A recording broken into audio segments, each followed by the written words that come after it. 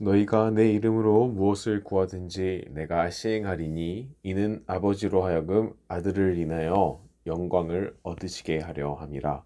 요한복음 14장 13절 말씀. 아멘.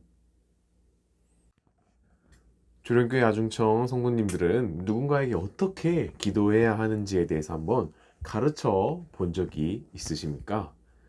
특별히 우리는 기도의 끝맺음을 어떻게 해야 하는지 굉장히 강조하면서 다른 사람들에게 가르치곤 하는데요. 우리가 이제 특별히 우리는 기도의 끝맺음을 어떻게 해야 하는지 예수님의 이름으로 기도합니다. 아멘이라고 끝맺음을 맺어야 한다고 가르치고는 합니다.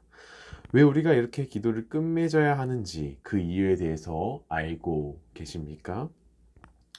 오늘은 그 이유가 왜 우리가 예수님의 이름으로 이 기도를 끝맺어야 하는지에 대해서 그 이유가 무엇인지에 대해서 한번 구체적으로 알아보는 시간을 가져보려고 합니다.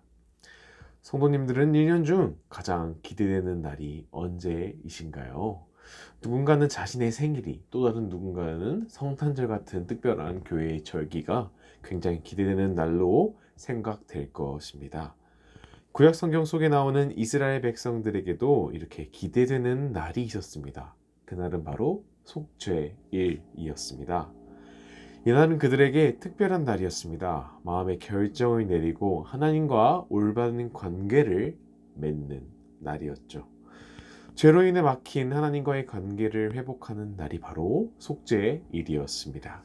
하나님께서 말씀하신 대로 세운 성막에 백성들은 모였는데 성막에는 특별히 하나님께서 계신 성소가 있었습니다.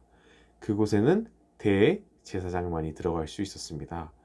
대제사장을 통해 이스라엘 백성은 하나님을 만나고 그분의 말씀을 들을 수 있었습니다. 이스라엘 백성이 하나님께서 계신 성소에 들어갈 수 없었듯이 우리 역시 하나님 앞에 바로 설 수 없습니다. 우리는 죄인이기 때문입니다. 하나님께서는 아담과 하와가 에덴 동산에서 하나님께 죄를 지은 이후 그들의 죄를 용서하기 위해서는 피를 흘려야 한다고 히브리서에서 말씀하고 계십니다. 그리고 예수님께서는 우리의 죄를 씻기 위해 자신의 목숨을 제물로 바치셨습니다. 그분은 우리를 대신해서 피를 흘리시고 돌아가셨습니다. 그리고 단번에 죄를 없애셨습니다. 그분을 통해 우리가 하나님 앞에 바로 나아갈 수 있게 된 것입니다. 그것이 바로 우리가 기도할 때 우리의 이름으로 할 수 없는 이유입니다. 우리의 대제사장 되시는 예수님은 바로 하나님의 아들이십니다. 그분은 하나님께 언제든지 말할 권리가 있고 그렇기에 우리는 그분의 이름으로 기도할 수 있는 것입니다. 그리고 그분은 오늘날 우리에게 말씀하십니다. 너희가 내 이름으로 무엇을 구하든지 내가 행하리니. 예수님께서는 자신의 이름으로 하나님께 기도하면은 이루어 주실 것이라는 약속의 말씀을 우리에게 전하고 계십니다. 우리는 그러한 믿음을 바탕으로 우리의 이름이 아니라 예수님의 이름으로 구해야 하는 것입니다. 오늘 말씀을 정리하겠습니다. 우리는 죄로 인해 하나님께 나아갈 수도 그리고 하나님께 구할 수도 없는 존재였습니다. 하지만 하나님께서 예수님을 이 땅 위에 보내심으로써 예수님께서 희생 제물이 되심으로써 우리는 예수님을 통해 하나님께 나아갈 수 있게 되었습니다.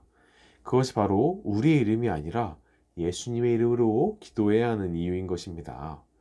오늘 말씀을 기억하면서 죄로 인해 하나님께 기도할 수 없었던 상태를 회복해 주신 예수님에 대한 은혜, 그 은혜에 감사하는 마음으로 하루하루 우리의 이름이 아니라 예수님의 이름으로 간구하며 살아가는 모든 성도님들 되시기를 바랍니다. 기도하겠습니다. 하나님, 오늘 왜 예수님의 이름으로 구해야 하는지 깨닫게 하심에 참으로 감사드립니다.